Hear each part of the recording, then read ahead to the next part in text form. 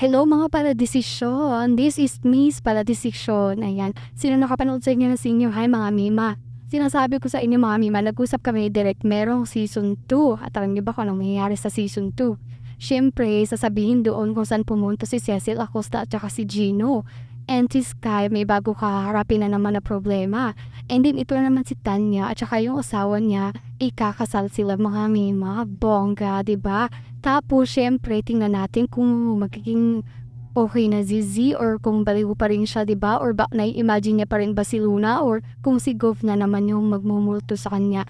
And then, syempre, mga mima, hindi magpapahuli dyan ang Roxy at RG. Syempre, buntis si Roxy, sabihin nila doon pagdating ng season 2. After 3 years, 3 years later, 3 years old na yung anak ni Archie at saka ni Roxy. Tingnan natin kung ano mangyayari mga mima. Ganyan ang mangyayari sa season 2 ng Senior High. Kaya abangan ninyo mga mima kung sino na naman ang panibagong mahuhulog sa building. Para decision kasi ako mga mi. Kaya anong decision nyo? Comment nyo dyan sa ating comment section. Bye!